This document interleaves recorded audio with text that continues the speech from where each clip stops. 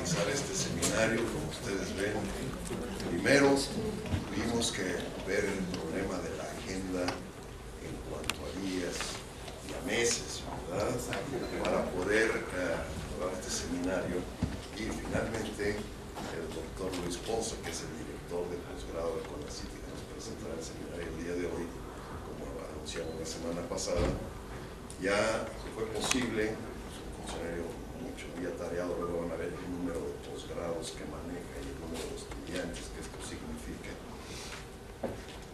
Y entonces, cuando ya anunciamos que iba a venir, pues entonces la Secretaría Académica con mucho interés también en que pudiera platicar con los coordinadores académicos, y después el señor director se enteró de que iba a venir, quería hablar también con él.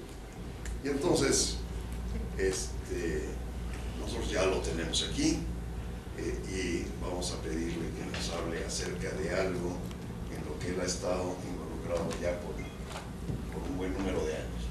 El doctor Ponce ha sido director de posgrado en el CONACYT desde hace 7 o 8 años, me parece, y ha tenido la oportunidad no solamente, desde luego, como funcionario, de familiarizarse muy bien con todo el panorama del posgrado en México, que hay una diversidad que espero que se refiere un poquito, y una buena cantidad también de características particulares.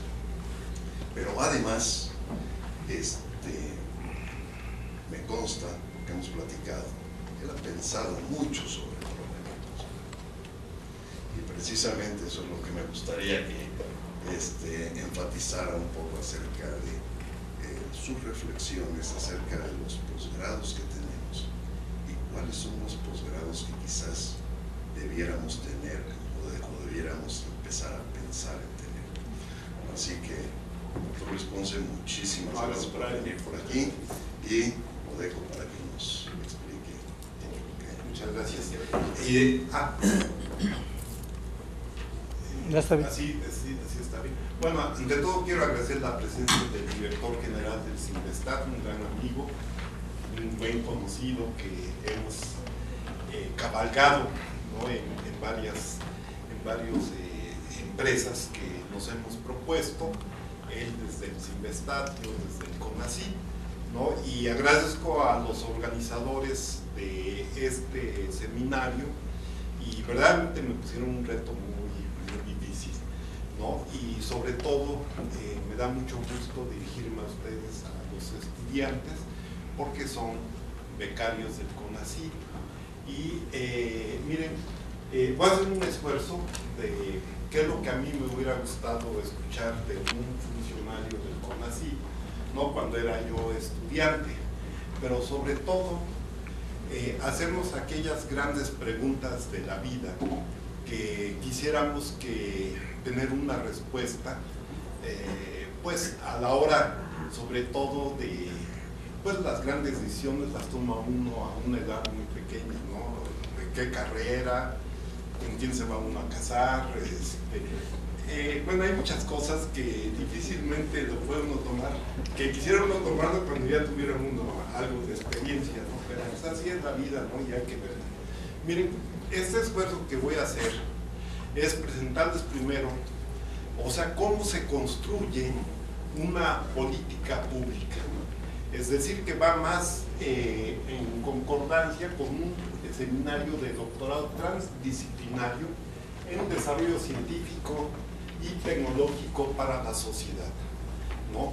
Es decir, el título es muy sugerente, es muy atractivo, pero que de alguna manera tenemos que ir clarificando, ¿no?, el porqué de la importancia de este seminario. Miren, lo va a hacer a partir de la construcción de lo que sería una política pública y dejarles a ustedes una serie de temas de reflexión que como país, en este caso como institución, como es el caso del CINVESTAT, pues nos tenemos que hacer y en qué podemos contribuir. Porque al final el futuro les pertenece a ustedes. Es decir, ustedes van a tomar la estafeta de lo que nosotros hemos hecho, dejado de hacer, pero sí estén seguros que no les vamos a heredar aquellos problemas que no pudimos nosotros resolver, sino inculcarles a ustedes una nueva mentalidad, es decir, prepararlos, ¿no?, para resolver aquellos problemas que se van a enfrentar ustedes, que quizás las metodologías, los modelos, todavía no se hayan descubierto, pero que de alguna manera ustedes tengan condiciones de hacer esos hallazgos, esos descubrimientos para resolver y darle un sentido a su doctorado. Miren, lo que he preparado es hablar muy rápido de la situación actual, ¿no?, del Programa Nacional de Posgrados de Calidad, las políticas del PNPC, un enfoque hacia la pertinencia, porque van a ver, y quisiera clarificar esa palabra de pertinencia, ¿no?, posgrados con la industria, ¿no?, y hablarles de un proyecto de una especialidad de comercialización de conocimientos innovadores, ¿no? Miren, en el caso de la situación actual del PNPC, bueno, tenemos actualmente 4 modalidades, ¿no?, que son el presencial, que es donde está la mayor parte de los programas, las especialidades médicas, posgrados con la industria y los programas a distancia. Ya los de mixto, ya los incorporamos a todos los demás. Miren, nosotros hemos hecho 73 grupos de enfoque para consensar la metodología, para tomar ideas, puesto que este es un proyecto académico, no es un programa del CONACYT que tiene un reglamento, reglas, procedimientos, toda una burocracia que hay atrás de un programa o un fondo del CONACYT. Este afortunadamente no tiene. Su construcción obedece a 73 grupos de enfoque y 3 observadores internacionales para consensar una metodología que para su elaboración nosotros analizamos 25 marcos de referencia de todo el mundo, utilizando los traductores de internet para el chino, el japonés, revisamos Singapur, revisamos Taiwán, y lo que nos facilitó mucho fue Europa, porque estaban en el proceso de Bolonia, ¿no? Y eso nos permitió a nosotros tener una idea para entender el concepto de calidad, un concepto que había surgido del sector empresarial, ¿no? De la calidad se ha hablado desde la segunda mitad del siglo pasado, ¿no? Hay premios internacionales de calidad y todo, y eso empezó a transminar al sector educativo, en el cual había una resistencia a meterse a ese tema, y ahora ya no es cuestionado. Bueno, nosotros queríamos saber dónde estaba el acento, y ellos ponían el acento en 2 cosas, en la calidad y en la pertinencia de la formación de recursos humanos, ¿no? Entonces, ahí fue donde nosotros, de alguna manera, hicimos ese trabajo. Igual las experiencias aprendidas, ¿no?, del programa el posgrado en México, su evaluación empieza en 1991, durante una década se llama Padrón de Excelencia, donde se hacían evaluaciones, pero ahí se dieron, de ahí retomamos las mejores prácticas, una la evaluación de pares, la otra el derecho de réplica, y la tercera las visitas in situ, que no lo hemos hecho y ahorita van a ver por qué no lo hemos hecho, pero sí ya lo vamos a hacer virtualmente, ¿no? Y luego vino el programa nacional de fortalecimiento al posgrado, ¿no?, que duró del 2001 al 2006, y en el 2007 es de lo que les estoy hablando ahorita del PNPC. Miren, actualmente no tenemos 1.876 programas, de los cuales 579 son doctorados, 1.067 maestrías y 230 especialidades, la mayor parte especialidades médicas. Como ustedes pueden ver, la mayor parte está en escolarización. Pero esto ha sido la evolución del PNPC, ¿no? Ustedes pueden observar aquí que en el 1991 había 414, en una década bajó, ¿no? Se mantuvo sin variación, y a partir de aquí en el 2006 pasó de 405 a 680 y ahorita llevamos 1876. Pero la mayor parte de esto se ha dado en el doctorado, es donde nosotros hemos puesto el acento, porque en el 2007 ya la mayor parte de las instituciones sabían hacer maestrías, ¿no? Pero en el caso del doctorado teníamos una diversificación de doctorado, la manera como lo hacía el CINVESTAR, la UNAM, el Colegio de México, las universidades públicas, algunos centros CONACYT, ¿no? Entonces había una gran diversificación de la manera de hacer los doctorados. ¿Cómo está ahorita conformado por sector académico y grado? Bueno, pues el 31% de los programas están en el doctorado, pero si ustedes ven, la explosión está en las universidades públicas de los estados, ¿no? Que tienen el 58% de los programas. Las federales, que es la Universidad Nacional del Politécnico, la Metropolitana de Chapingo, Narro, no tienen el 17%, los centros CONACYT, que son 27 centros, que están distribuidos 9 en básicas, 9 en aplicadas, 9 en sociales y humanidades, ¿no? Las particulares, que tienen el 6%, son 120 programas que tienen ellos, más de la mitad, un poquito más de la mitad, son del TEC de Monterrey.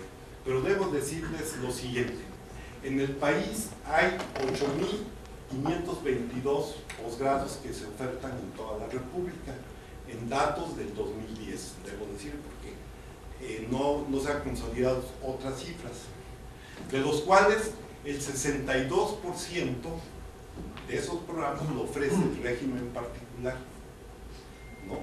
El 62% de esos 8.522 programas, pero ese 62%, el 78% de la oferta de las particulares están en humanidades y ciencias sociales, es decir, en psicología, educación, derecho, administración, contabilidad, ¿no? ¿Se imaginan? ¿No? El 78% de los posgrados que ofrece el régimen particular son en esas áreas, ¿no? Entonces llama la atención, estamos hablando de cerca de 2.300 instituciones particulares, ¿no? Y solamente unas 12 tienen programas en el PNPC. ¿Qué quiere decir eso? Que hay una gran cantidad de posgrados de garage, ¿no? O no sabría de otra manera nombrarlos, ¿no? ¿Ven? Entonces ahí hay un problema muy difícil.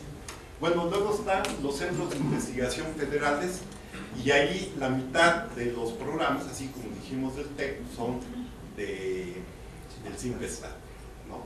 Ahí acompañan el Colegio de México, el Colegio de Postgraduados, el Instituto Nacional de Salud Pública, el Instituto Mexicano del Petróleo, que tiene 2 programas. Miren, por nivel de consolidación, el 9% están en competencia internacional. La institución per cápita que tiene más programas en competencia internacional es el CINVESTAR, y creo que nadie lo va a alcanzar, porque la UNAM tiene, la que le sigue es la Universidad Nacional, pero la Universidad Nacional tiene muchos programas, por ser tan grande, es una macrouniversidad, ¿no? Difícilmente se va a alcanzar al CINVESTAR. Luego están los consolidados, ustedes ya vieron las cifras más rápido que yo, porque debo decirles que tengo muchas diapositivas, ¿no?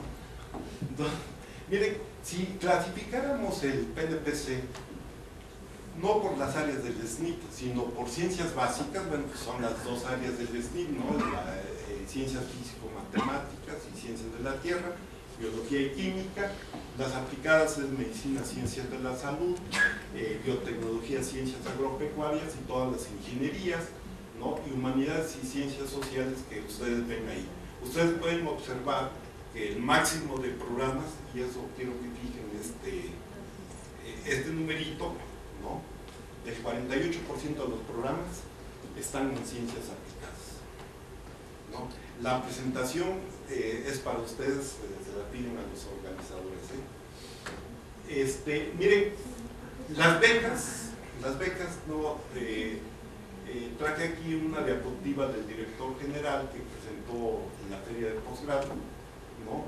En el 2012 había 46,000 becas y la meta en el 2015 es llegar a 59,000, es decir, tener un incremento del 27%. ¿Ven? Pero ¿cómo están por áreas del conocimiento? Entonces, aquí, pues más o menos, si ustedes ven con buenos ojos, era el 17% en ciencias básicas, pero la matrícula, afortunadamente, el 21% está acá y el 43% está acá, pero el 36% está acá, ¿no? Miren, tenemos estudiantes extranjeros, les traje la cifra del 2014, no pude actualizárselas, ¿no? Había 2,271 becarios por convenio que tenemos con la OEA, con varias instituciones y con así. Por ejemplo, OEA da 500 becas, nosotros damos 500 becas, entonces por eso salta esa cifra. La mayor parte están aquí, son de América Central y del Caribe y de América del Sur. Los americanos y canadienses vienen a estudiar antropología, historia de México, literatura, ¿no? Los europeos también, los de Asia, que son 116, que son chinos e hindúes, ¿no? En un solo centro tenemos 20 hindúes que están estudiando matemáticas, ¿no? O ingenierías, todo tipo de cosas. Las políticas del CONACYT. Miren, muy rápidamente les puedo decir que a nosotros nos dio mucho gusto, fue una sorpresa. Ya hace un momento uno de mis colegas, no sé si Ricardo o alguien lo comentaba, ¿no? De que había sido un programa que había trascendido el sexenio, ¿no? Para nosotros sí fue una sorpresa que apareciera con apellido en el Plan Nacional de Desarrollo, en el cual se incluye así tal cual dice, ¿no? PNPC. Bueno, eso nos implicó un nuevo reto para el PNPC. Como tal, es un programa estructurado que tiene una visión, el PNPC tiene sus políticas, sus líneas de acción, sus estrategias y todo, ¿no? Pero esas son las tres que nos hemos propuesto. Miren, me hubiera gustado poderles hablar de las nuevas formas de organización del posgrado, o sea, qué cosas nuevas son las que estamos tratando de instrumentar, pero está ahorita todavía a nivel de discurso. Entonces, lo que voy a proponer aquí es hablarles muy ampliamente de un programa que está muy enfocado hacia la pertinencia y quizás ahí me voy a detener un poco más, por eso voy un poco a prisa aquí, pero por otro lado,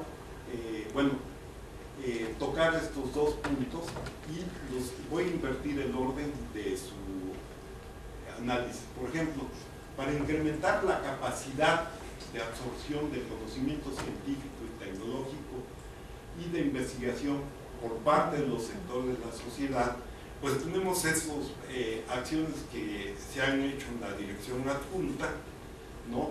Que es posgrados con industria, que sí les voy a hablar muy ampliamente, como una política, pero que aquí realmente cuando nosotros quisimos juntarnos con los políticos que definieran un programa de posgrados con industria, pues por eso hicimos 19 grupos de enfoque, porque primero era el lenguaje, ¿no? De entendernos de qué era lo que quería el sector productivo, es decir, los interlocutores, ¿no? Ahí tuvimos que entrar en una curva de aprendizaje. Tenemos el programa de estancias postdoctorales que todos los programas tienen derecho a recibir estudiantes postdoc, ¿no? Hace un momento decía que sería muy bueno para el país que Cinvestar recibiera postdocs que se están formando en otras instituciones, no con los recursos ni con la tradición o la experiencia que tiene el Cinvestar. Y eso no tiene precio y eso no se puede acelerar por decreto ni por dándole mucho dinero a las instituciones para que logren un nivel de excelencia como lo ha logrado esta institución, ¿no? Entonces ahí hay que quedar muy claro en lo que se puede y lo que no se debe, ¿no? Luego tenemos un programa sumamente exitoso, es decir, les voy a hablar de programas de incorporación de maestros y doctores en las empresas. Luego 4 también se ha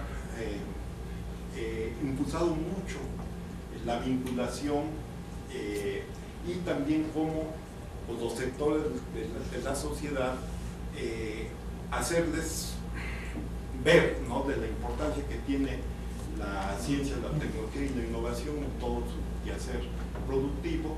Y una de las cosas que estamos en este momento planteando es la cuestión de la pertinencia.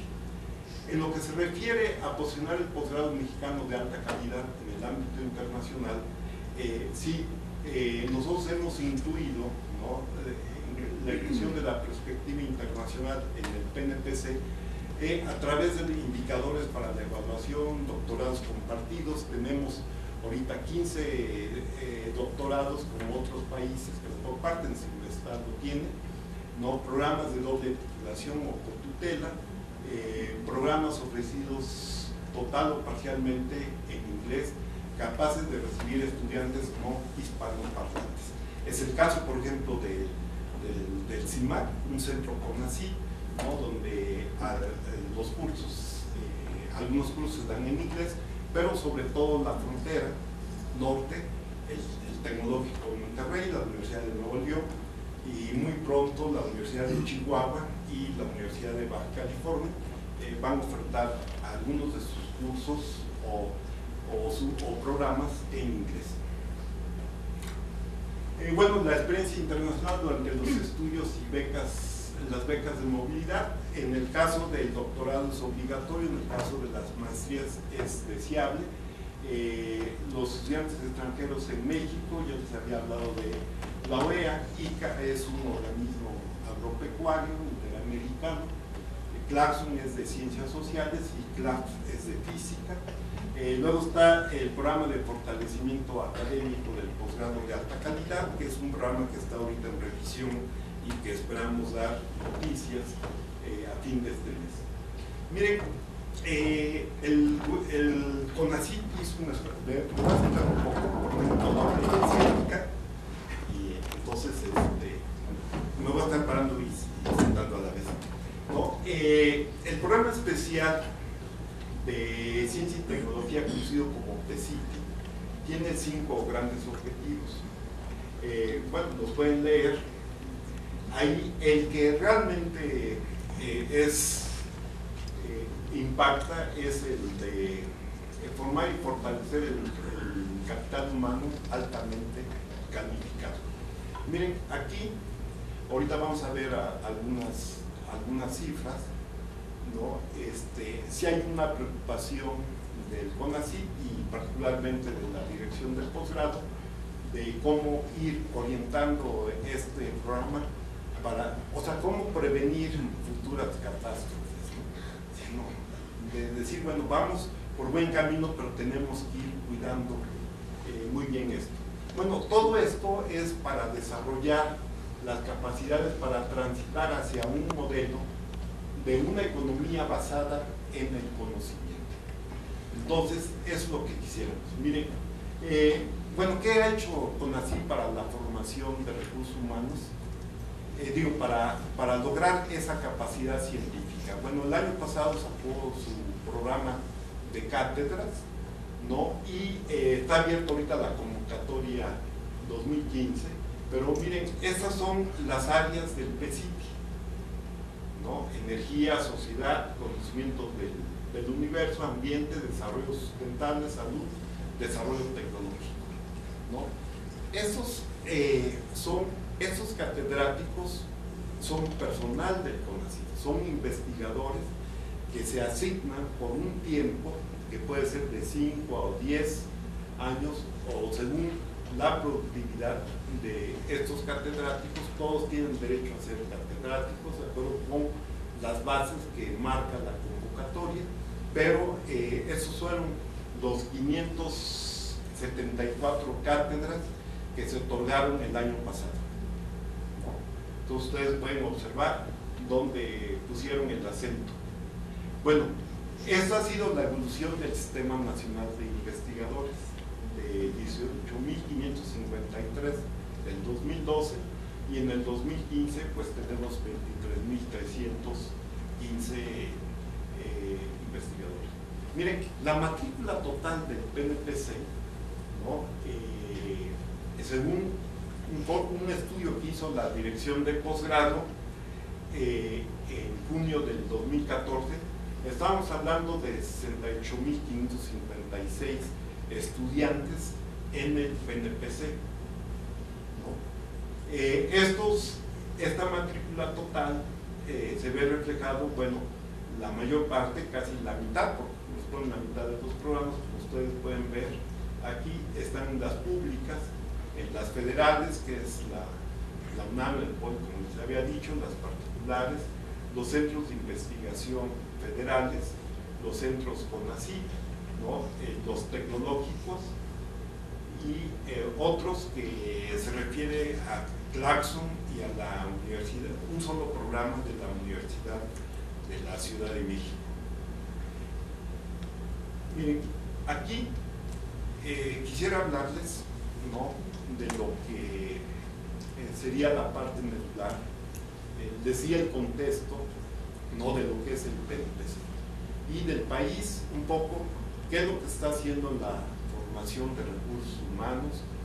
Les enseñé cátedras, les enseñé el Sistema Nacional de Investigadores y les enseñé la matrícula total, ¿no? En ese entonces, en la matrícula total era alrededor de más o menos el 34% de la matrícula son no becarios, que corresponden a programas de posgrado que son de orientación profesional y son las especialidades médicas, que ahí les pagan como residentes la Secretaría de Salud, ¿no?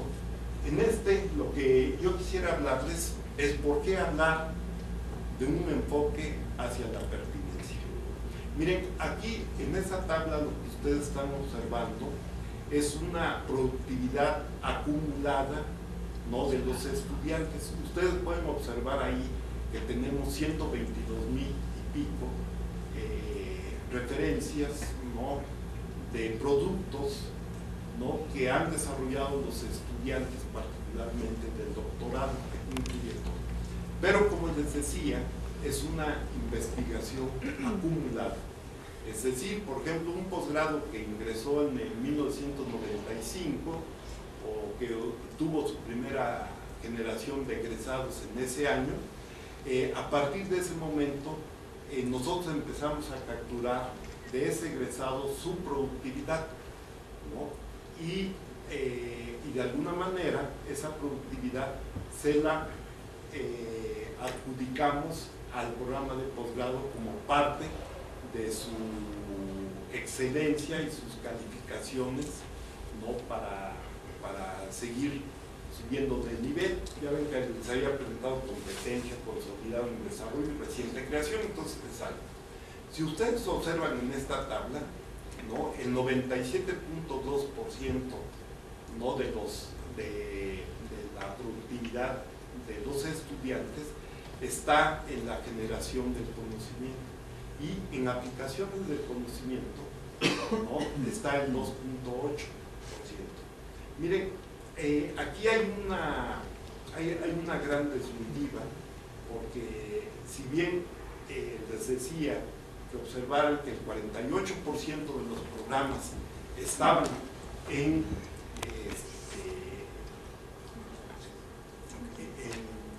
ciencias aplicadas, ¿no?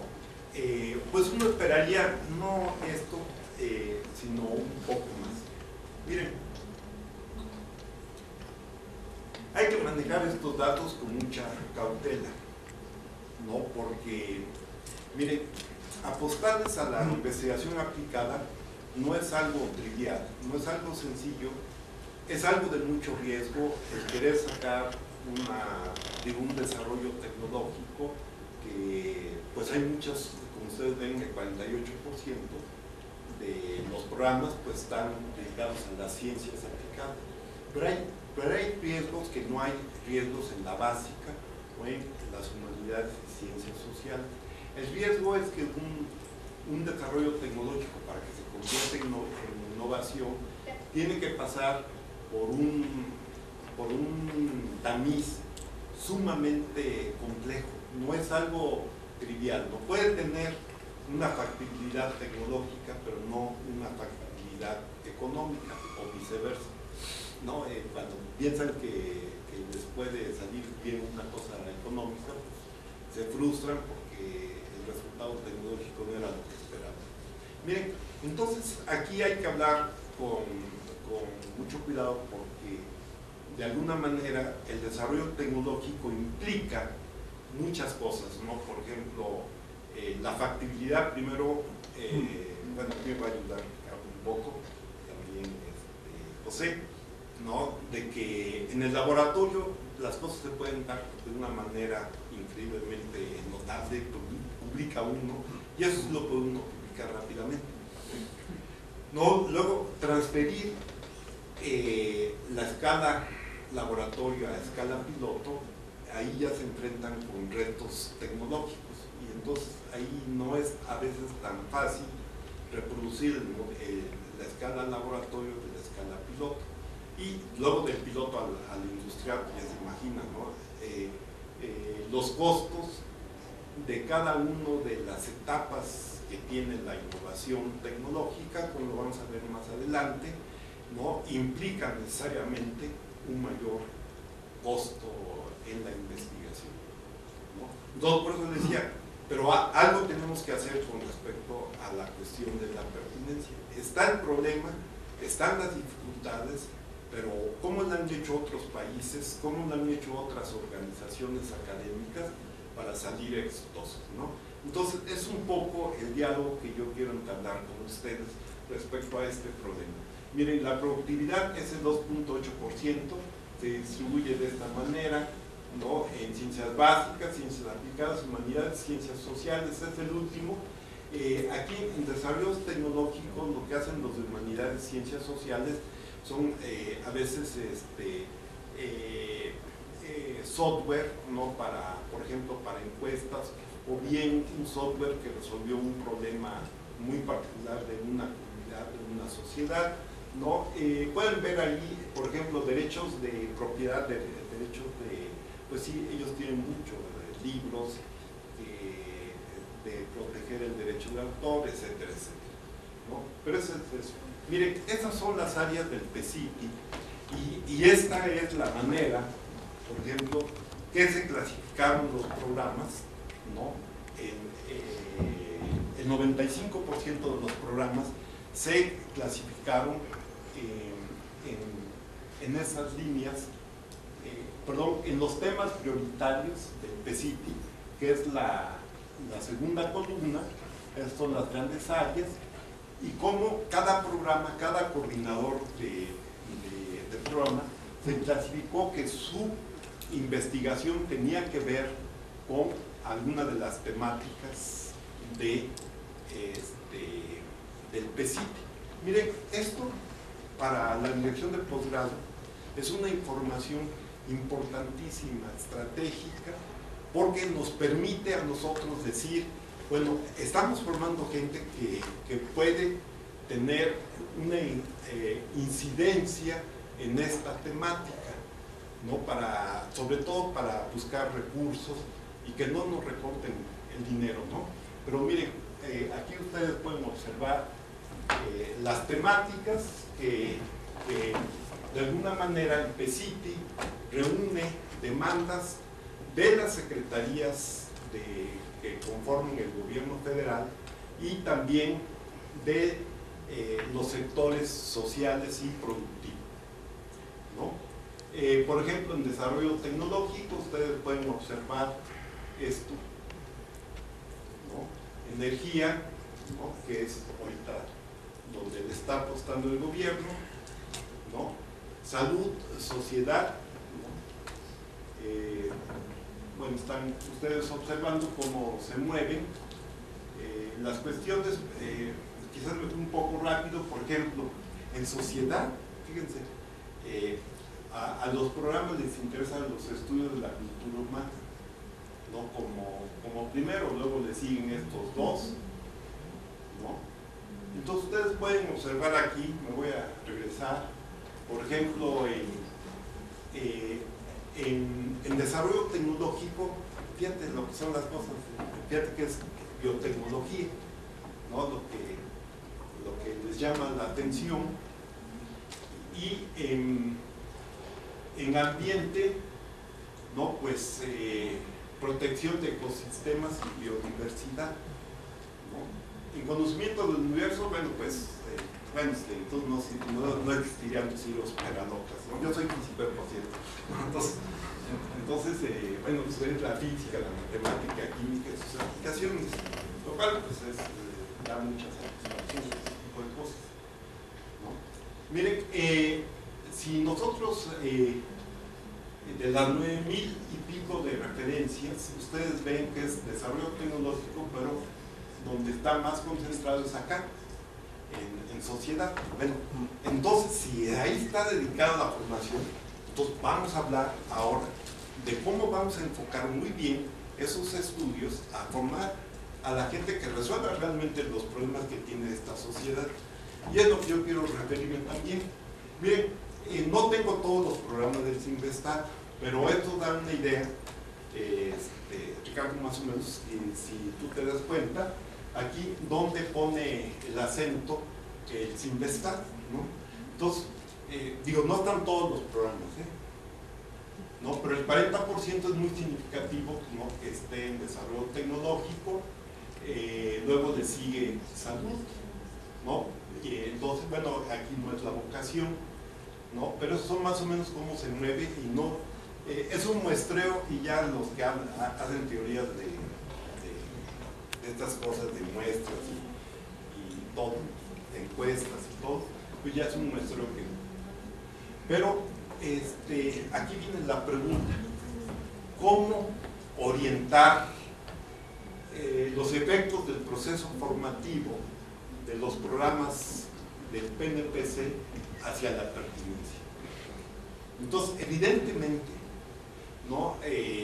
Una de las posibles respuestas es mediante un enfoque multidisciplinario, ¿no? O transdisciplinario, como ustedes lo están abordando, para abordar los problemas y lograr soluciones que tengan un mayor impacto en la sociedad.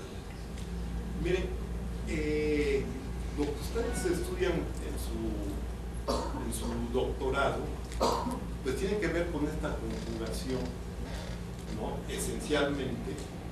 Y el transdisciplinario es pensar aquello que realmente, cuando uno piensa en el problema, por ejemplo, del agua, ¿no? En cualquiera de sus circunstancias, pues ahí intervienen muchas disciplinas, pero quizás para lograr el éxito de una política pública o de alguna circunstancia, entonces necesariamente tenemos que ir a la transdisciplina, si no, eso no va a ser posible, ¿no? Miren, entonces, miren, esto que les voy a presentar no es nuevo para ustedes, es como lo clasifica el manual de Oslo de la OSD, ¿no? En el cual nos habla de 4 tipos, ¿no? De innovación, ¿no?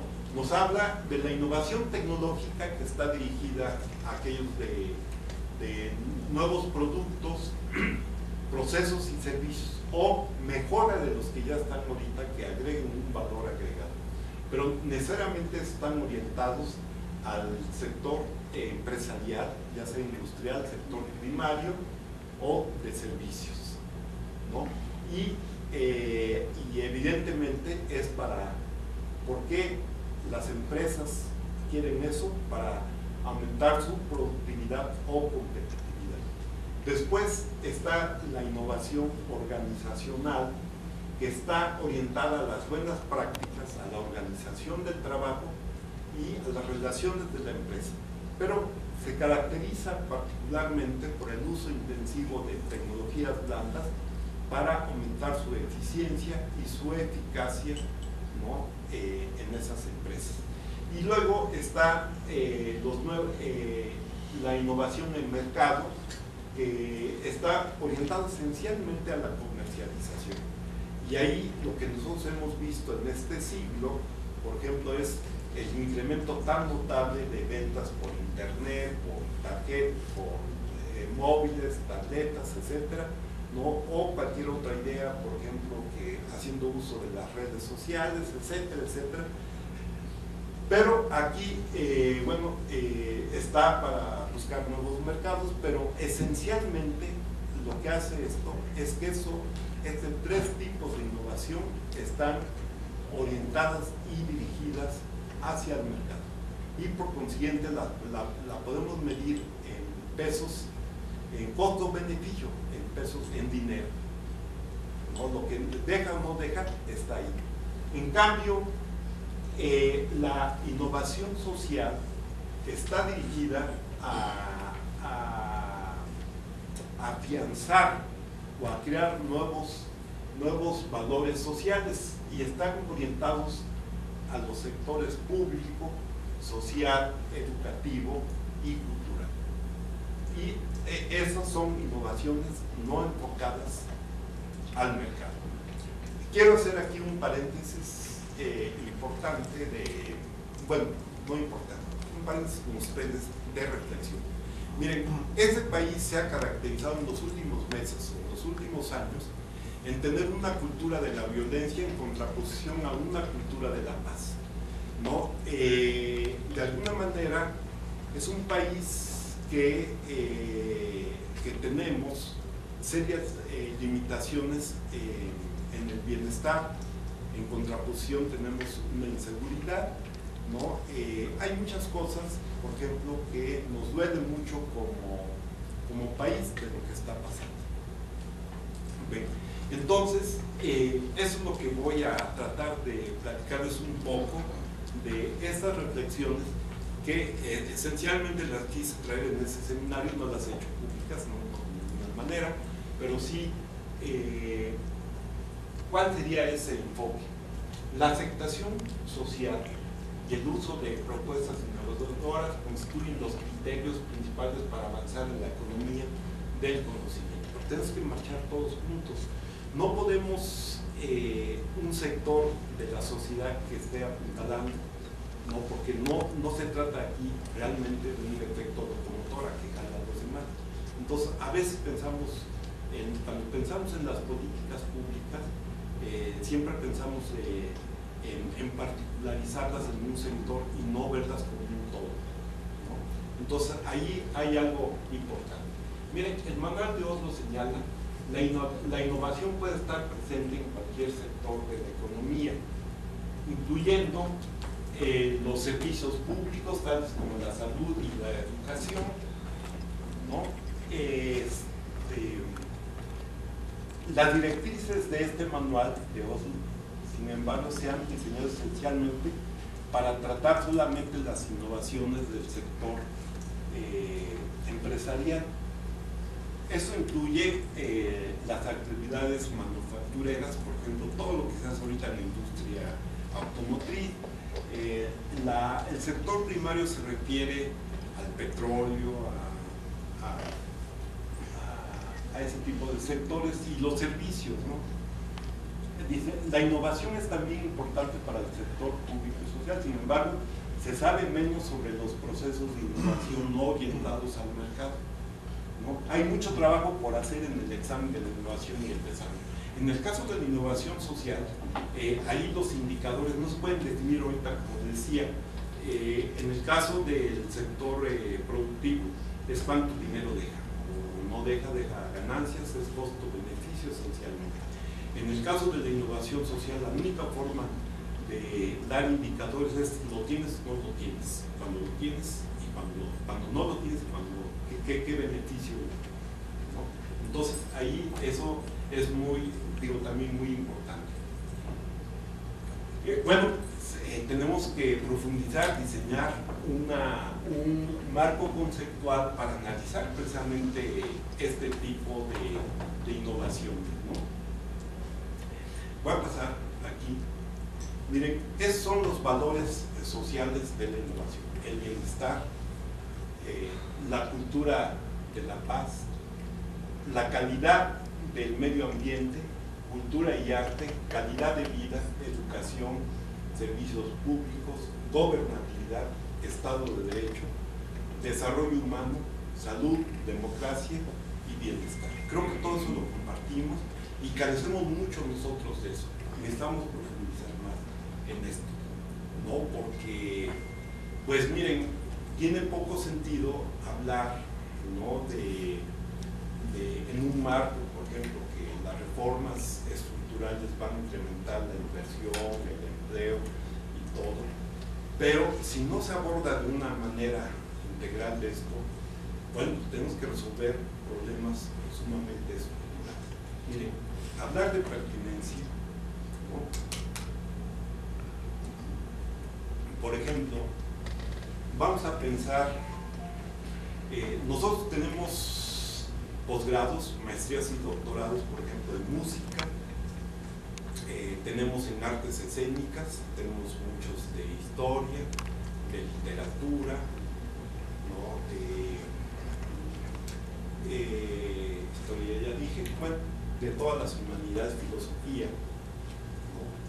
Entonces, ¿cuál sería la pertinencia de estos programas? Por ejemplo, en el caso de música, ¿no?, yo vivo en el sur, pues, voy muy seguido a la Sala Neza, ¿no? Cuando tocan Beethoven o Mozart, la sala está completamente atiborrada, pero ponen a Stravinsky o a Shostakovich o cualquiera de esos, está a la mitad de la sala, ¿no? Entonces, yo les decía a los de la Universidad Nacional que una de las tareas importantes de ese programa es cómo crear públicos para el arte, para la literatura, para la poesía, ¿no? En Coyoacán, por ejemplo, el delegado compra 100 libros, hay muchos intelectuales de la Universidad Nacional o de la Ciudad de México que viven en Coyoacán, los citan a las 12 del día, firman sus libros, se echa un rollito de media hora, ¿no?, para que conozcan su obra. Entonces, el señor está formando públicos, ¿no? Por ejemplo, muchos se piensan, ¿no?, que los libros van a desaparecer, pero no es cierto. Miren, algunos de los compañeros de la dirección de posgrado decían, ¿no?, que toda la cuestión virtual de las tabletas para los libros y bajarlos de internet y todo, hubo un boom, pero ya empieza a sentirse una posible meseta, ¿no? Entonces, y hay una caricatura muy chistosa, ¿no?, un diálogo entre un libro y una tableta, ¿no? Entonces la tableta se está burlando del libro, tú vas a desaparecer, ya tus días están contados y todo, ¿no? Entonces agarra el libro, lo desconecta la tableta a ver quién dura más tiempo, ¿no? Les hacía falta la batería, ¿no? Entonces hay cosas que tenemos que hacer. Miren, en Europa, por ejemplo, toda la actividad cultural de Francia, Italia, España, Inglaterra, está ligada al turismo. Miren, simplemente en el Vaticano, en la Casa de Dios, ¿no?, el 16% de las ganancias es por la actividad cultural, ¿no?, el museo y la capilla, ¿no?, y la basílica, ¿no? Entonces, aquí lo único que tenemos ligado, pero quizás no bien estructurado, es la parte de arqueología, ¿no? En la cuestión del turismo, ¿no? Pero así como estamos pensando en este tipo de actividades, debemos pensar en todo lo demás.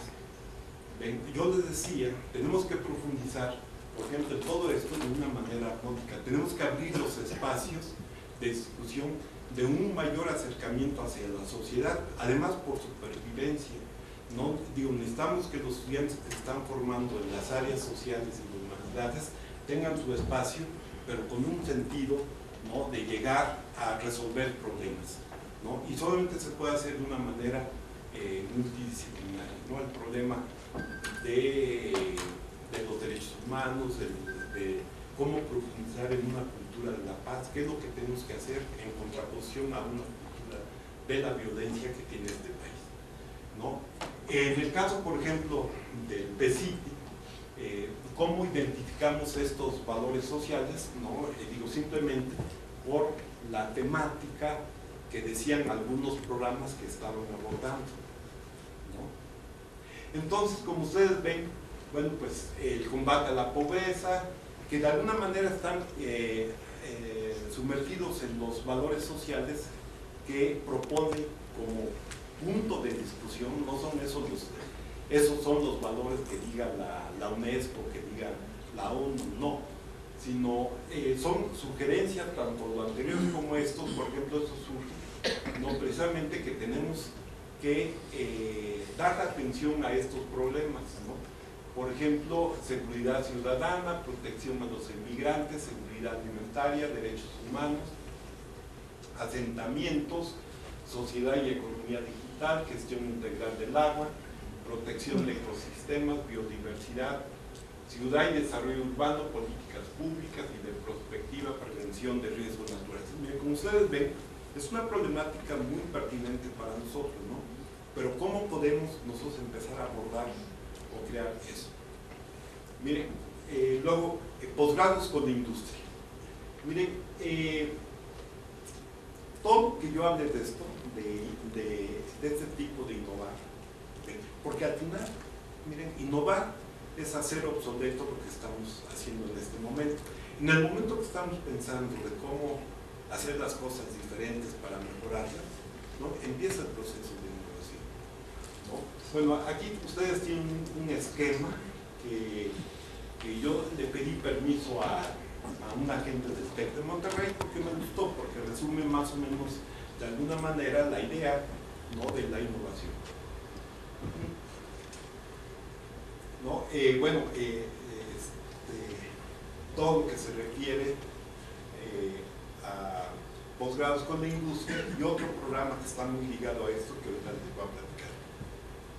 Miren, el objetivo general es fortalecer, ¿no? A las empresas mediante la formación de recursos humanos aptos para aplicar el conocimiento, desarrollar soluciones tecnológicas y con capacidad de innovar. Miren, llegar a este marco de referencia que les estoy hablando nos llevó 19 grupos de enfoque. Y lo hicimos con los empresarios y ahorita van a ver algunas de sus demandas, darle estructura, meternos dentro de un marco de referencia, un marco conceptual, ¿no? O idear un modelo para este programa. No fue algo sencillo, sino que tuvimos que batallarles con todos los actores, ¿no? Miren, ese es el rollo que, como están todos los programas del CONACYT, por ser una oficina gubernamental, tenemos que fundamentarlo bajo ciertos criterios. Sí, bueno, tu programa debe tener un objetivo, debe tener objetivos específicos, pero ustedes ahí ven que quisimos acomodar lo que a nosotros nos dijeron en este grupo de enfoque en lo que querían escuchar la parte gubernamental, ¿no? Bueno, ese es un posible esquema de transferencia de resultados que generalmente cuando uno quiere transferir una tecnología pasa por un proceso de evaluación, un proceso de protección. Antes de darlo a conocer debe estar la innovación documentada y protegida, ¿no? Valoración, ¿no? En el caso de, bueno, ¿qué es lo que va a generar? ¿Cómo vamos a hacer la transferencia al mercado, ¿no? Las pruebas tecnológicas? Que muchas cosas de esas era lo que yo les platicaba antes de escala piloto, escala industrial, escala laboratorio, piloto industrial, ¿no? Todo el tema de comercialización, donde ya entra ahí los aspectos de innovación, de comercialización, y por último la licencia y el seguimiento, ¿no? Pero miren, eso es quizá es el hallazgo más importante que nosotros encontramos. ¿Qué era lo que inhibía, ¿no? Poder conectar de una manera efectiva la demanda con la oferta, ¿no? Y ustedes pueden observar ahí, encontramos 4 grandes rubros, ¿no? Que es la inclusión, la cooperación, la incorporación y la alianza, ¿no? Les dejo un ratito para que lo lean porque no tiene caso que se lo repita.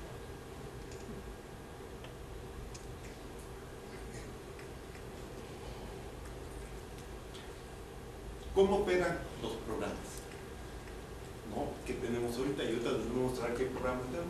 La institución y la empresa diseñan el posgrado ad hoc, es decir, son posgrados a la medida, ¿no? Que atiendan la solución de problemas del sector productivo, ¿no? Se utiliza la modalidad mixta. Miren, por ejemplo, el Sinvestat, aquí y todos los 8 que tienen, 7, 8. 8 sedes. Sí, 8 están lejos de los centros productivos. Entonces la modalidad mixta es la que se está utilizando, que se da de una manera síncrona, ¿no? Porque tiene becarios del CONACYT y estudiantes que no son becarios, ¿no? Entonces el sector productivo apoya a sus empleos con tiempo, como estudiantes de tiempo parcial para cursar el posgrado en la modalidad mixta, pero con convenios con la institución, porque por lo menos una vez cada 15 días o 2 veces al mes o 3 veces, como se arreglen, ¿no? Como se acomoden ellos, hay ese acercamiento, ¿no? De que los estudiantes van al centro académico, ¿no? La alianza academia-empresa se inserta dentro de una relación mucho más amplia, ¿no? Porque generalmente la vinculación con el sector productivo empieza siempre de una manera informal, es decir, que los investigadores, que tú te acercas a ellos o ellos se acercan a ti porque escucharon que tú eras muy bueno en los electrones saltarines, entonces tenían ese problema, pues te contactan, ¿no? Entonces, ¿cómo mantener ese vínculo, ¿no? La flexibilidad del plan de estudios, ¿no? En el cual son programas que se estructuran, como les dije, a la medida, ¿no?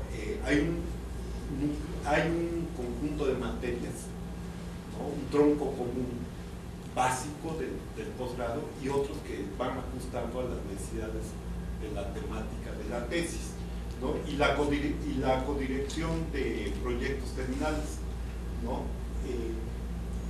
Mucha gente, en varios de los programas que tenemos en este momento,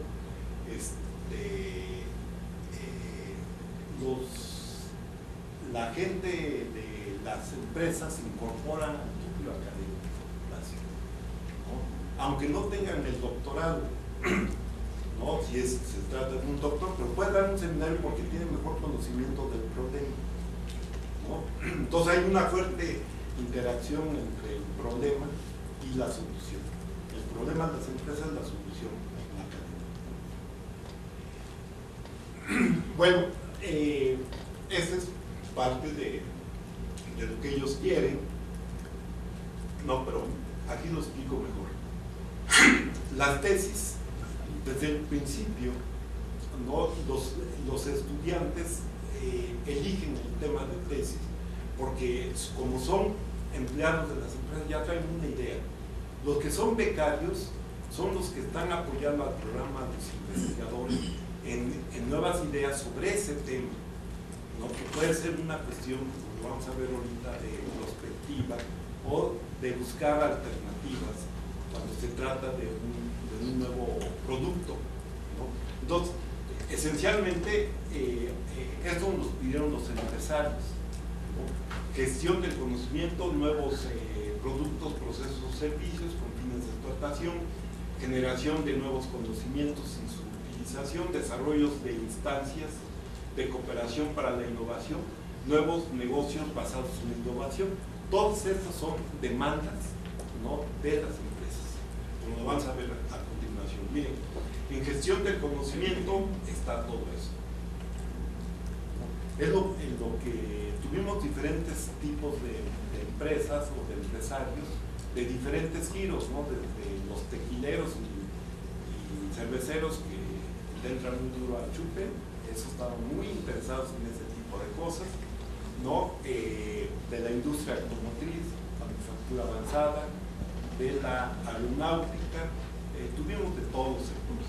Entonces ustedes pueden ver ahí qué es lo que les interesa a ellos, ¿no? Y por ejemplo, hay una preocupación por todo lo que viene en el futuro, ¿no? Todo lo que es la innovación verde, tecnologías ecológicas de punta, todo lo que tiene que ver con nuevas fuentes de energía, pero también hay una preocupación del medio ambiente.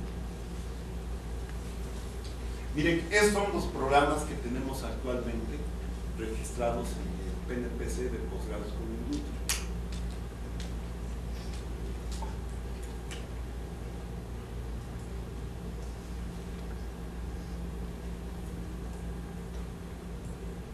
Como ven, hay una muy buena variedad de programas. En Guadalajara tenemos un buen número, por ejemplo, en sistemas computacionales, sistemas embebidos, diseño de sistemas en chip, ¿no? La automotriz, diseño web, esta maestría en comercialización, conocimientos innovadores, en producción biosustentable, y ya son los programas, ¿no? Bien, nosotros tenemos que pensar formas de cómo, pero si ustedes me preguntaran, miren, 45 años que tiene el Consejo Nacional de Ciencia y Tecnología, siempre ha impulsado proyectos de desarrollo tecnológico, ¿no? Además de los de la ciencia, bueno, así se le conoce porque da becas y es quizás el concepto más generalizado que tienen del CONACYT, pero de hecho desde el principio el desarrollo tecnológico siempre ha estado presente en la agenda del CONACYT. Lo que pasa es que nunca habían pensado en sembrar al estudiante en la empresa, y este programa precisamente tiene esa idea. CONACYT da el 50% del salario en forma de una beca y la empresa da el otro 50% por un año, ¿no? Tanto en maestrías como en doctorados. ¿Ven? Entonces, este programa el año pasado se otorgaron 93 apoyos, ¿no? En el 2012, en el 13, y 67 de ellos se quedaron a trabajar en las empresas, ¿no? Entonces resultó ser un buen esquema, ¿no?, para sembrar al estudiante en las empresas, ¿no? Entonces, pues yo creo que ahí hay una buena opción. Miren, ya voy a terminar. Esta maestría de comercialización de conocimientos innovadores la propone la Universidad del Estado de Morelos, pero realmente es una maestría tan bien construida que le pedimos que nos hiciera una versión de especialidad que se va a dar en línea, ¿no? Esta especialidad a todos los estudiantes becarios del CONACYT, ¿no? Es decir, y ahí no hay tiempos, ¿no? Es decir, ni hay eficiencias terminales ni nada de esas cosas. Entonces, eso, si un estudiante lo puede hacer en 6 meses, lo puede hacer en 1 año, lo puede hacer en los 4 años, ¿no? Saliendo acaba de ser becario, y si no se ha graduado de esto, pues no, digo, no le cuenta en su currículum, ¿no? Pero mire, está dirigido precisamente a todo esto, pero ¿qué es lo que se tendría que hacer? Miren, son nuevas empresas, spin-off o creación de nuevas empresas, incubadoras de empresas, emprendimiento, todo lo que tiene que ver con propiedad intelectual o industrial, que sea el ABC, ¿no? de cómo se están de alguna manera haciendo las cosas. Digo, eso viene de un modelo español, lo llamaban Innova, quién sabe. Sí. Y entonces se nos ocurrió, bueno, de la dirección de poder pedirle a este programa que lo hiciera así, ¿no? Entonces está dirigido a gestión de la innovación y emprendimiento, ¿no? Entonces esto es lo que nosotros pretendemos, ¿no? Quizás aquí se ve, ¿no? Cómo va a trabajar eso, ¿no? En base a portafolios de proyectos tecnológicos, comerciales o de propiedad intelectual, ¿no? Y esto lo vamos a ofrecer en línea. Creemos que a partir de septiembre de este año. Y con eso concluimos. Yo creo que un poquito de tiempo.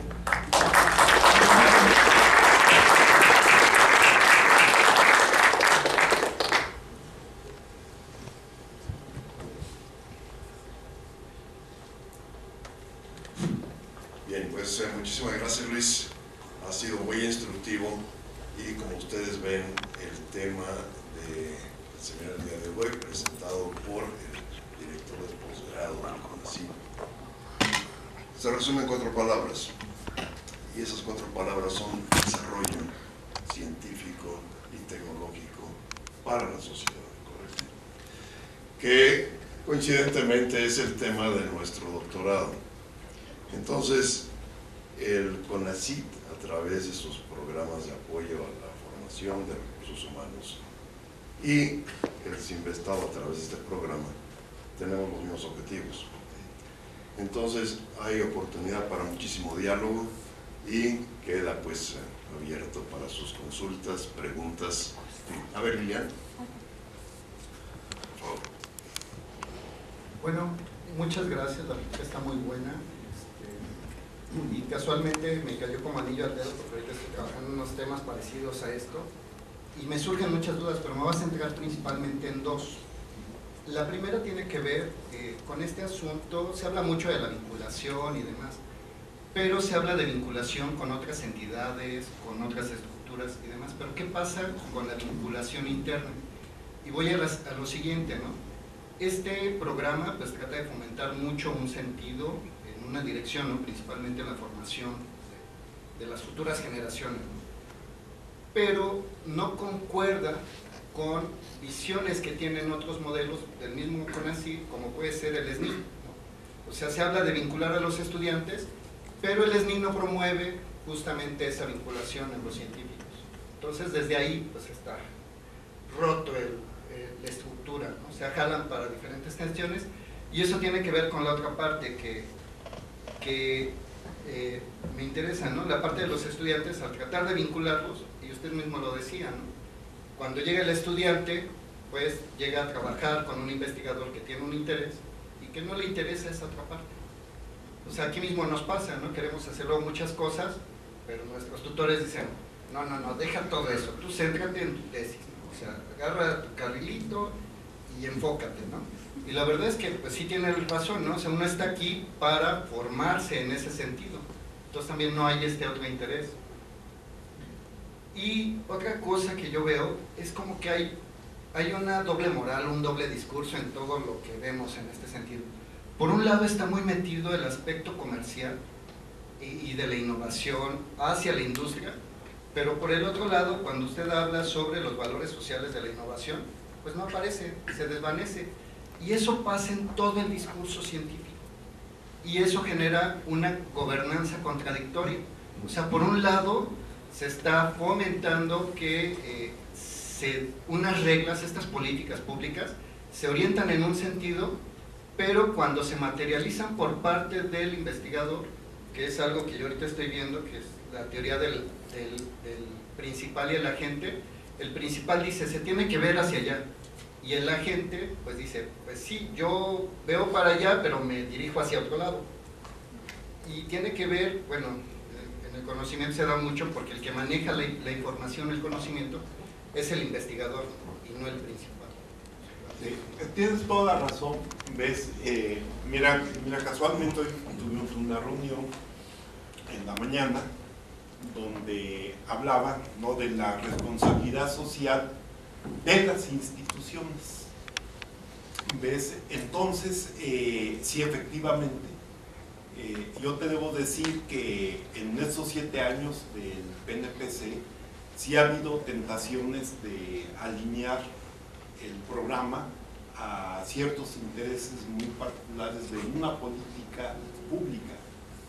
¿Ves? Hasta ahí tienes razón. Dije y no lo puntualicé que cuando les decía que me daba mucho gusto dirigirme a ustedes porque ustedes representan, ¿no?, la posibilidad de cambio de una sociedad, ¿no? Y eso, si estamos inmersos, llámala como quiera, sociedad del conocimiento o economía del conocimiento, de alguna manera nosotros somos parte o somos actores de eso. Mira, ha habido tentaciones, ¿no?, de tomar el PNPC, ¿no?, para clonar o para perpetuar el Sistema Nacional de Investigadores, ¿no?, en el sentido de que de alguna manera es clonar a los investigadores que están ahorita en ustedes, y es lo que menos quiere el PNPC, ¿ves?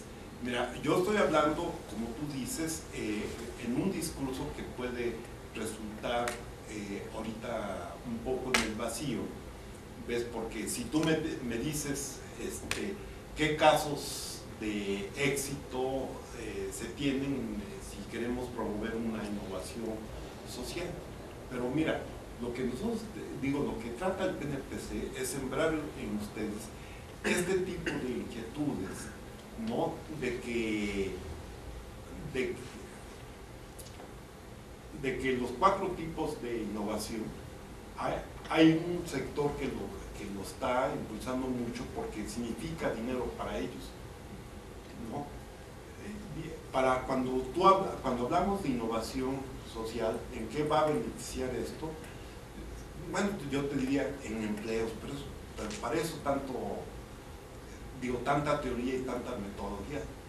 No, no se trata de eso. Mira, se trata de buscar aquellos esquemas metodológicos que tenemos que diseñar nosotros como mexicanos, en primer lugar para que iniciarnos aquel conocimiento útil que permita avanzar a una sociedad, porque tenemos problemas muy severos, ¿no?, como sociedad, que no hemos podido resolver.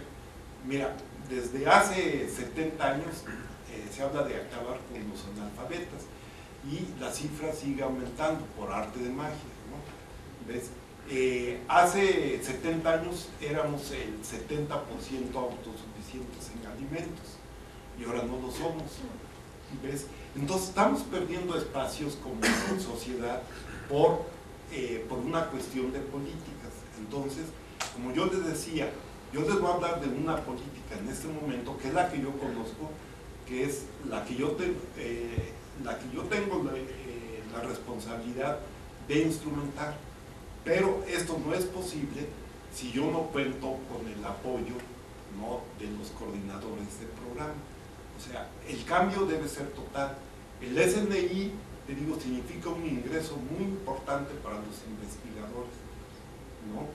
¿Ves? Y si los dicen, ahora hay que saltar para atrás, los investigadores saltan para atrás, ¿ves? ¿No? Entonces, digo, es un tema, no es sencillo.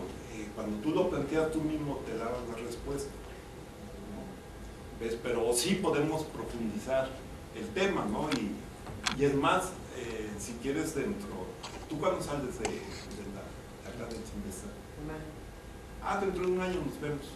Yo vengo acá y platicamos, ¿no? Decir qué hubo de cambio de todo esto que usted nos dijo. Sí, ya tienes el Acá, micrófono. el doctor Miguel Ángel. A ver, no sé. ¿Tiene micrófono? Pónganse de acuerdo, porque yo tengo el Sí, micrófono. Tú ya tienes. Llevo mal. A ver. Muchas gracias por su presentación. Creo que fue maratónica y cubriste todos los aspectos.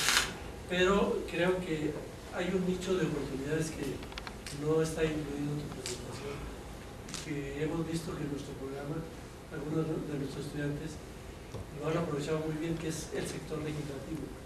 El sector legislativo trabaja en función de comisiones, que es la que le da continuidad a los sistemas, porque pues, los diputados solamente están 3 años.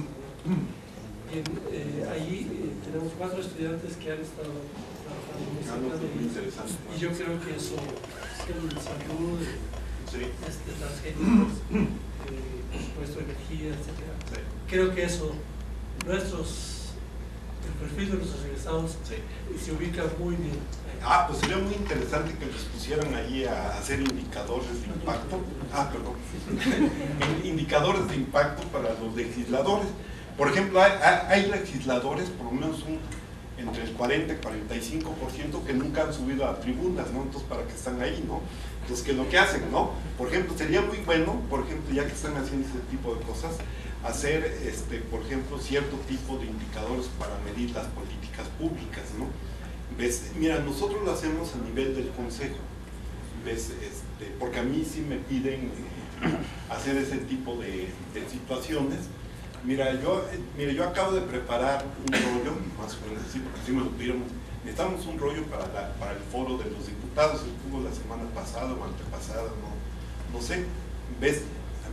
Mira, pero entonces ahí ya se pierde el rigor académico, porque tú tienes que hacer un rollo de lo que ellos quieren escuchar y no de lo que realmente se quiere plantear o resolver, ¿no? Entonces yo creo que sí es muy interesante, digo, la manera que ustedes lo están haciendo, porque yo creo que creo que podría llevar a conclusiones. Mira, se me olvidó algo decirte, porque tú hablabas de la interacción, de la vinculación entre las propias programas del Sinvestat. No, tienes razón, fíjate que no es privativo del Sinvestat, sino de todas las instituciones que trabajan con base a parcelas, ¿ves? Y si hay un pasto fresco, todo el mundo se asoma ahí para ver cómo está haciendo y todo, pero realmente no he visto en ninguna institución, así como política, ves, una comunicación transversal entre sus dependencias. Eso es muy cierto, lo que tú observaste se observa prácticamente en todo el país.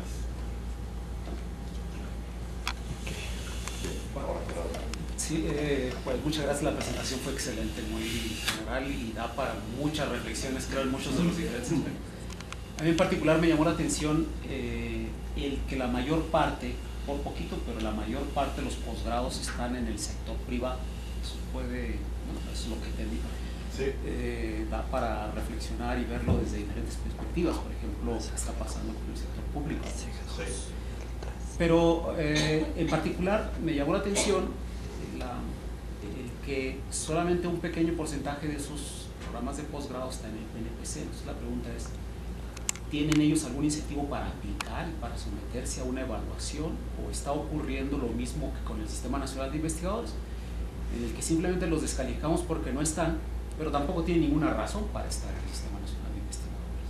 Es decir, ¿tenemos algún fundamento para simplemente descalificar a la contribución que viene de las instituciones privadas en ese sentido? ¿O No, mira, tienes razón. Mira, yo creo que no hay que descalificar, y yo no descalificaba. Simplemente te decía hacia dónde estaban orientados sus intereses, ¿no? Hacia educación, psicología, administración, desde administración de empresas, iglesias, de todo lo que quieras administrar, pues ahí está, ¿no? ¿Ves? Mira, yo creo que ahí, o sea, ¿cómo?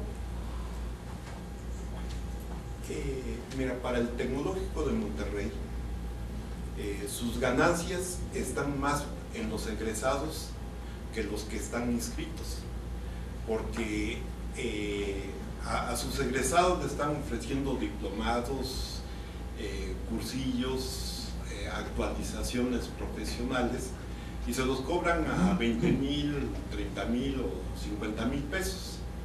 ¿Ves? Entonces hay más egresados que los que están cursando actualmente. ¿Ves? Entonces eso significa un mercado de 500 millones de pesos o dólares, no sé cuánto lo dijeron, ¿ves? Para ellos, ¿no? Y eso quiere decir, por ejemplo, que ellos, si están orientados hacia eso, porque eso les deja dinero. ¿Ves? El Tecnológico de Monterrey, mira, el 48% de sus posgrados y de sus actividades las tiene en el área de humanidades y ciencias sociales, más bien ciencias sociales. Sí, para ponerlo de manera muy concreta, ¿ellos tienen alguna razón para aplicar al PNPC o no hay ningún incentivo y simplemente no les interesa someterse a una evaluación del PNPC y esa es entonces la razón por la que... Es el dinero, ¿sí? Ellos tienen un mercado cautivo, ¿ves? Las particulares de prestigio, ves que el tener la acreditación del PNPC no. Es decir que son posgrados de garage es una declaración pues libre sin ningún número de plazas. Exactamente. No sabemos si son de calidad o no son. No, mira, cuando yo dije eso, me refería y estaba yo pensando en Puebla, ves, del Gober Precioso que otorgó 400 reboes, ¿no? A las particulares, y entre ellos, a mí me consta que enfrente de la Universidad de Puebla estaba una escuela de gastronomía, ¿no? Otorgando el reboy, el particular, y lo vi en un garage, por eso estoy diciendo eso, no sin realmente hacerlo despectivo. No, creo que sería interesante tener un indicador, ¿no? Porque Sí, es una no, contribución muy importante, más Sí. grande que la pública, Sí. y no sabemos qué calidad tiene, ese es mi punto, ¿no?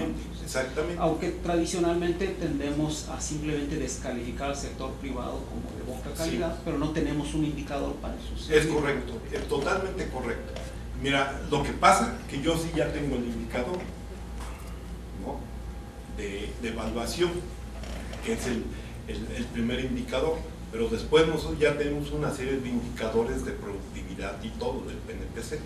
Y yo te puedo mostrar los del TEC de Monterrey o los de cualquier institución particular y son bastante aceptables como indicadores, ¿no? Entonces, mira, la Ibero, el TEC de Monterrey, el ITESO, la Universidad de las Américas, ¿no?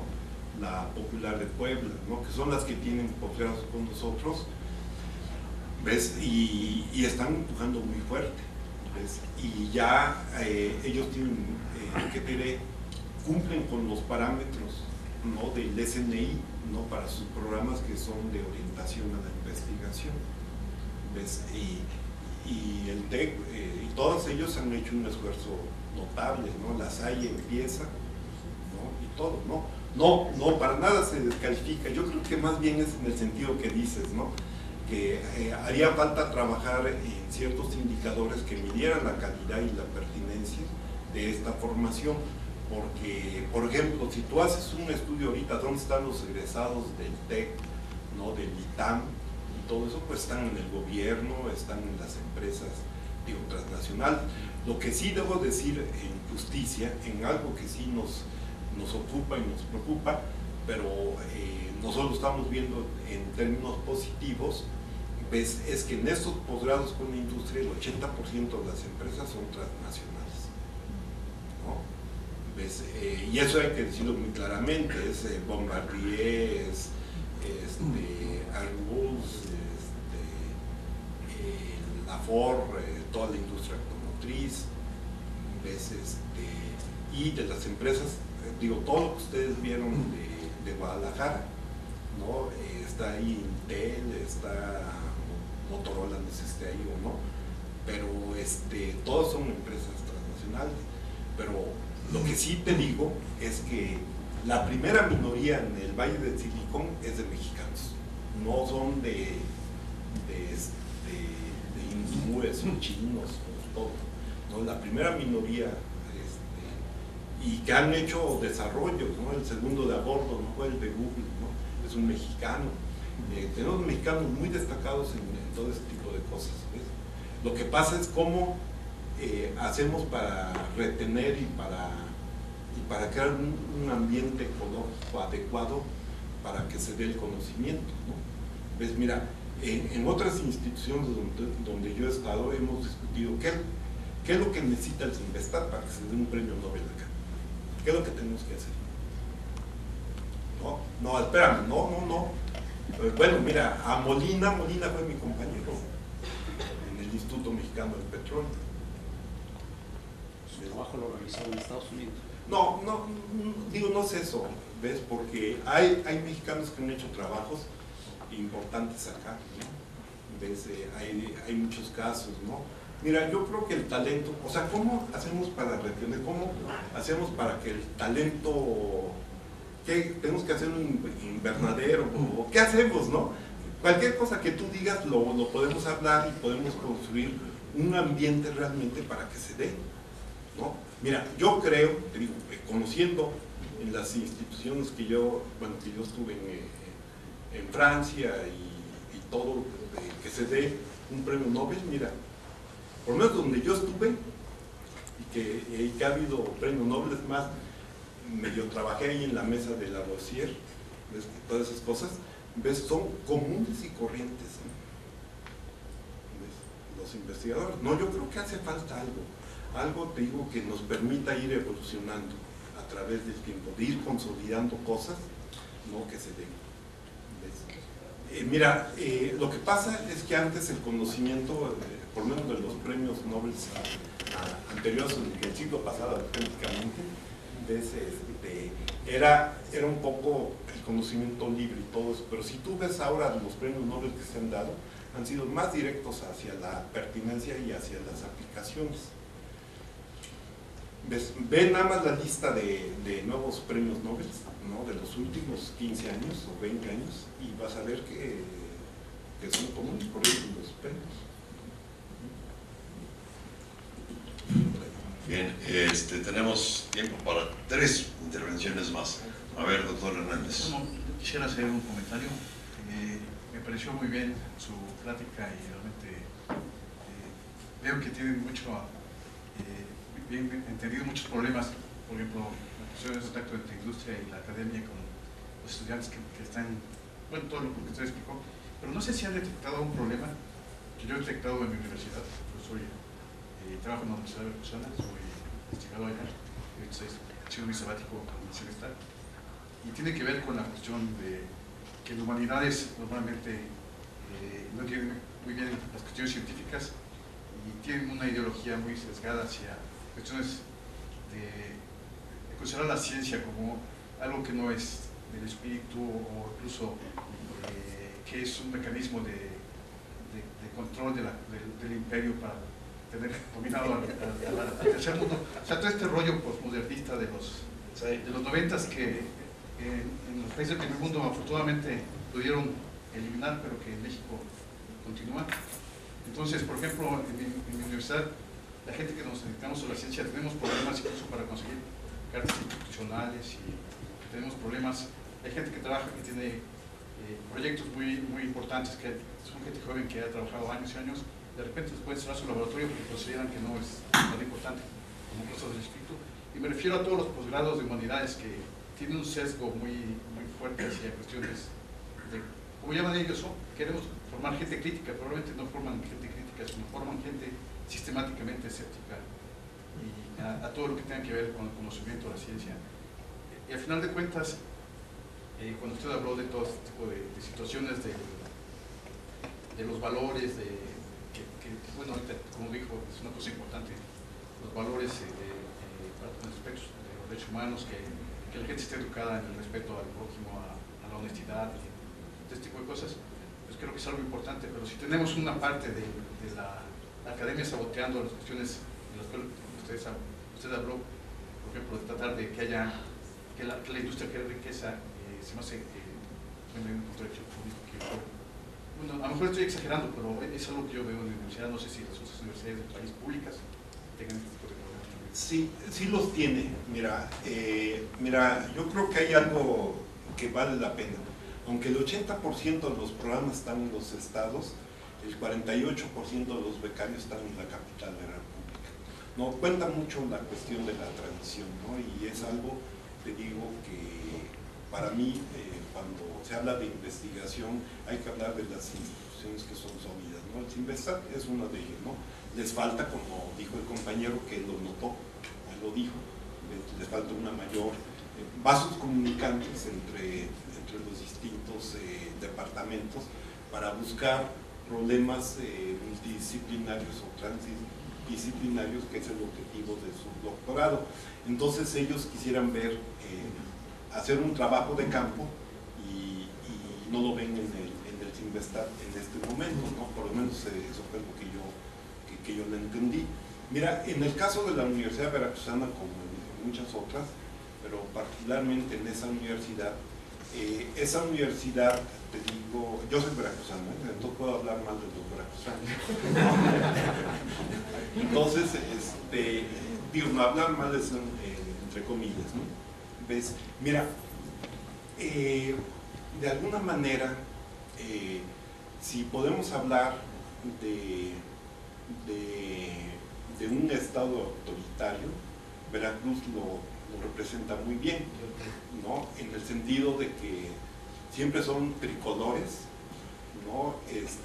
Siempre todo es hacia la autoridad, es una sumisión total, ¿no? Tanto de la educación superior como, digo, la sociedad en general.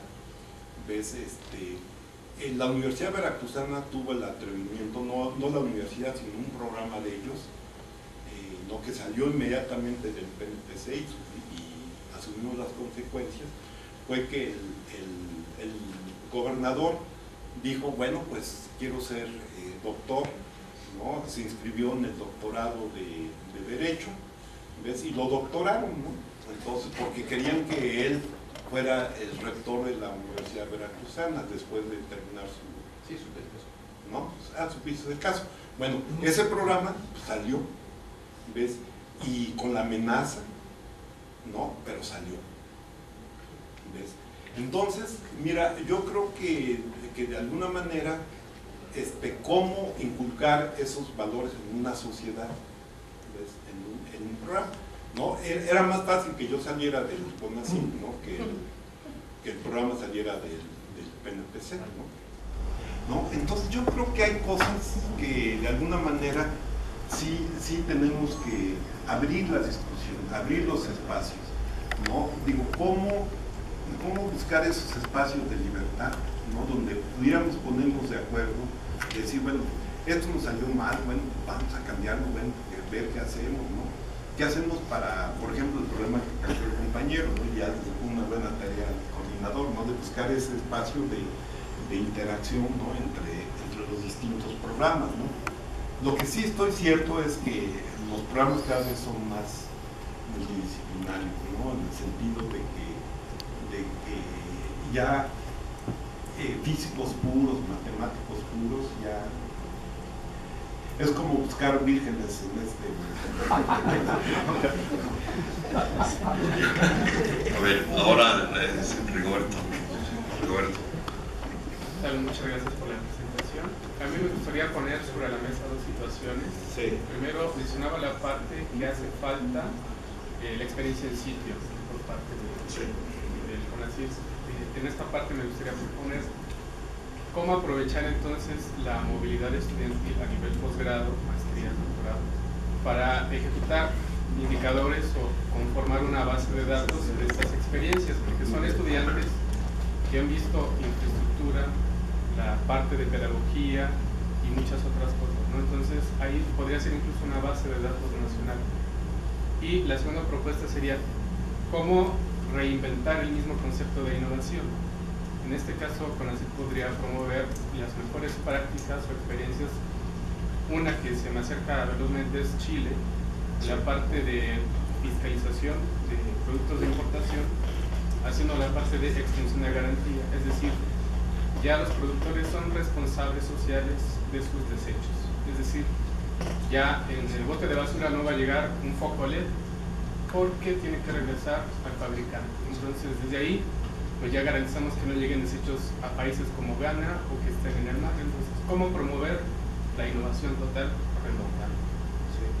Muy interesante, te agradezco mucho. Tus propuestas son bien pertinentes, ¿ves? En el sentido de que sí, nosotros estamos pensando en un esquema de pertinencia, andamos buscando cómo medirlo, ¿no?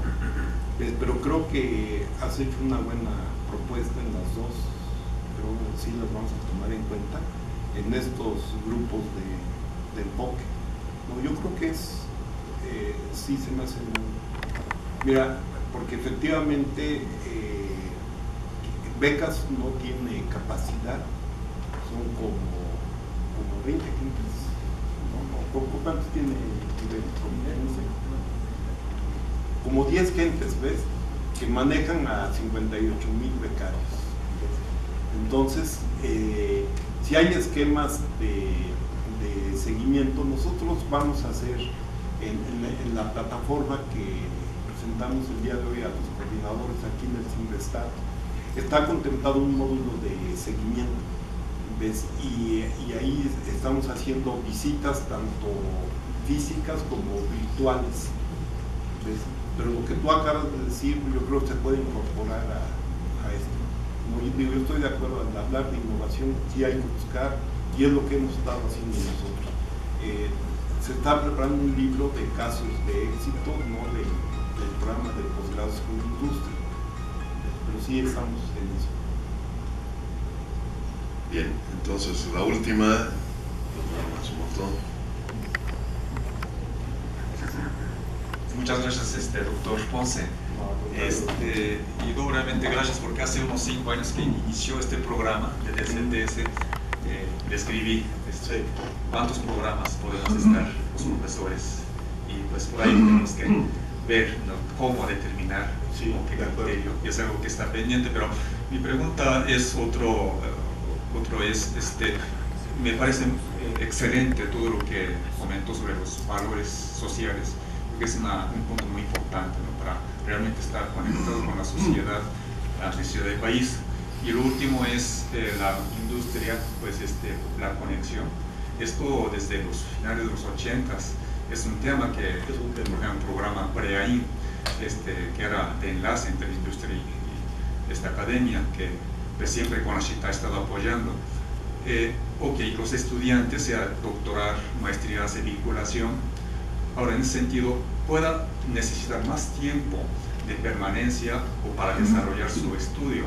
De hecho, en una sección de aquí de eléctrica, comunicaciones, un tiempo enviaba a sus estudiantes de maestría a la industria para hacer estancia de 6 meses. Entonces, lo que ahora no se puede es alcanzar la eficiencia terminal. Entonces, ese es el problema, y es muy necesario este tipo de estancia, pero nos limita. Entonces, es un problema. También las becas mixtas. Hubo estudiantes de maestría que fue a extranjero para hacer estancia, por eso retrasa sus... Entonces, son cosas que cómo podemos arreglar, es algo que... No, al contrario, es que siempre se me olvida. Le agradezco mucho la intervención, porque el día de hoy hubo por lo menos unos 15 o 20 minutos que dedicamos a ese tema, y quedé que iba a regresar a dialogar con mis coordinadores respecto a ese tipo de indicadores que tuvieron primero una necesidad, ¿no?, de por qué lo pusimos. Miren, nosotros encontramos núcleos académicos básicos. La primera vez cuando lanzamos el PNPC, que un profesor participaba el 7, ¿no? 7 6, 5, 4 programas de posgrado, y entonces eso era terrible. También que un profesor dirigía 20 tesis de maestría y doctorado al mismo tiempo, ¿no?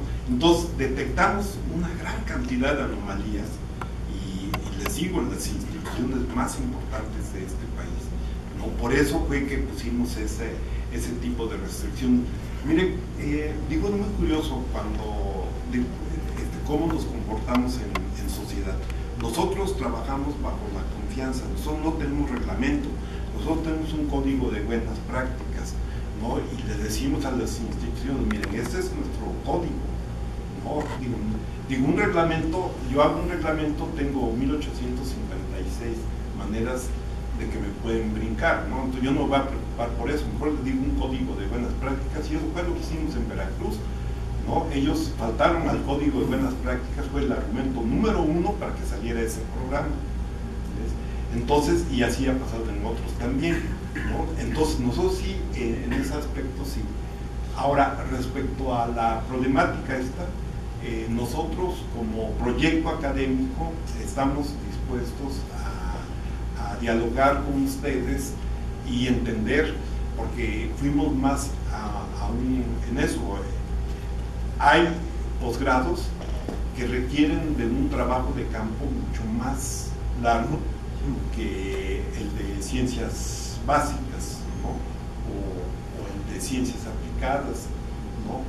En el caso de la movilidad, por ejemplo, sí tenemos que hablarlo en el caso de la maestría, en el sentido de que, sobre todo en las cuestiones de estudiantes que hacen trabajo de campo, por ejemplo, si ustedes hicieran una maestría en este momento, habría necesidad de hacer este trabajo de campo que decías de los diputados, ¿no? A ver, irlos a ver dormir ahí en la cámara, pues está cañón, ¿verdad? ¿No? Entonces, digo, sí, hay que darles alicientes, ¿no? De alguna manera, ¿no? Bueno, a ver, como cosa muy especial pidió Roberto López, quiere una aclaración, pero que si es una polémica, entonces no, Roberto. No, nada más era como, yo creo que se malentendió, porque yo creo que este programa es muy interesante, ¿no? Yo sí invitaría a usted que le echara un ojito, sí, porque si alguien o una institución está preocupada por la comunicación entre sus departamentos y demás, yo creo que es el CINVESTAT. Ha promovido varios programas multidisciplinarios, en el cual, bueno, este programa es el ejemplo, ¿no? Que yo soy psicólogo y convivo con un biotecnólogo, con alguien de materiales, ingenieros físicos, matemáticos, y todos con trayectorias muy complejas. Entonces eso enriquece muchísimo este programa. Y más bien, el asunto está en que sí, en otras instituciones no hay una comunicación interna, que es lo que se debería de fomentar, porque todo el mundo jala para diferente lado. Eso era. Sí, doctor, te agradezco mucho. Muy bien, bueno, esperemos que no sea la última. No, para nada. Y es el principio de establecimiento. El próximo año. Exacto. Muchísimas gracias a todos.